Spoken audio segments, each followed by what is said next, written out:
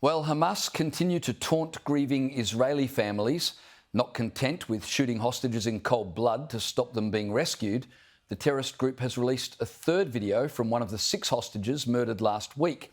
Now, I'm not going to show you the clip because, unlike Hamas, the rest of us respect human dignity. But the video features 25-year-old Uri Danino, who is shown accusing the Israeli government of abandoning him and his fellow hostages. The propaganda video ends with Hamas threatening to kill more hostages and the ominous warning, quote, "Time is running out." For effect, the Hamas media team included sand running through an hourglass. Classy. Let's cross live to Tel Aviv now, where I'm joined by Israeli MP Sharon Heskel. Sharon, thanks for being with me. These hostage videos are beyond cruel. What's been the reaction to them in Israel?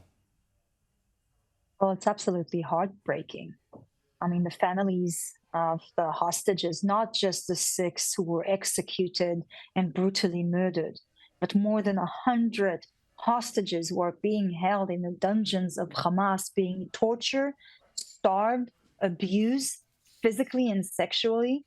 They're absolutely horrified, and our hearts are shattered.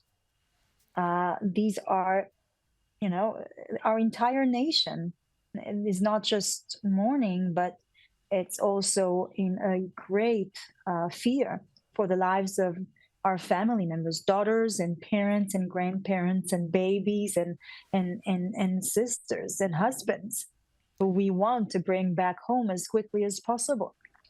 So that's now the big question. How do we get the rest of the hostages home? Prime Minister Benjamin Netanyahu is already under a lot of pressure to bring about a ceasefire deal, but how do you make a deal with people who use hostages to make propaganda videos before shooting them in cold blood and then the next minute, let's negotiate a ceasefire? Well, the Americans with the Qatari and the Egyptians have been sitting around the table for months now trying to bring a deal. And look, I sit in the opposition. I've been criticizing Netanyahu time after time about many, many things.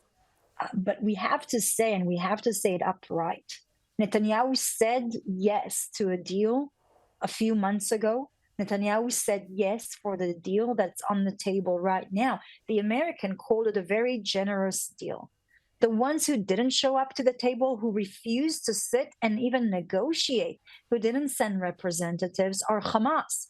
The ones who didn't accept this deal, any deal, is Hamas. And as much as this is difficult, I am criticizing a lot of what the government is doing now, that they did not put enough military pressure, not now, but months ago, in order to bring back our family members home.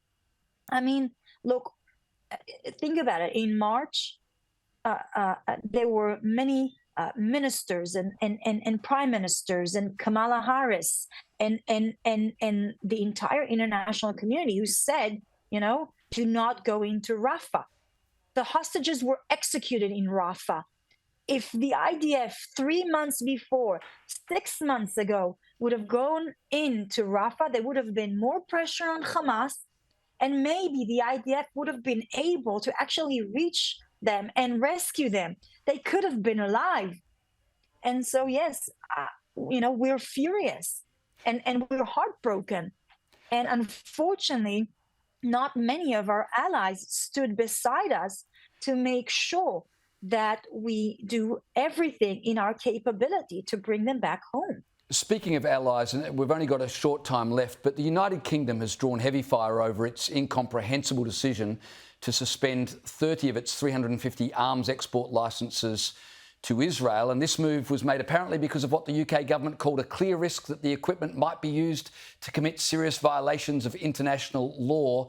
We've just got a short time left, but what's been the reaction to that in Israel? I mean, Israel would have expected the UK to be lockstep with them in fighting terrorists, and now the UK are forcing Israel to fight with one hand behind their back. We've just got 30 seconds, but I wanted to get your response to that.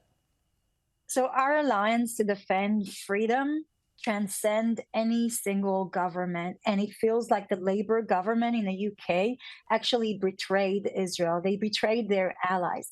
We are fighting the front war of radical Islam against Western civilization. And during these difficult times, we really need our allies, free democracies in Western Absolutely. civilization who believe in freedom to stand beside us. Sharon, I got to leave you there, but thank you so much for your time.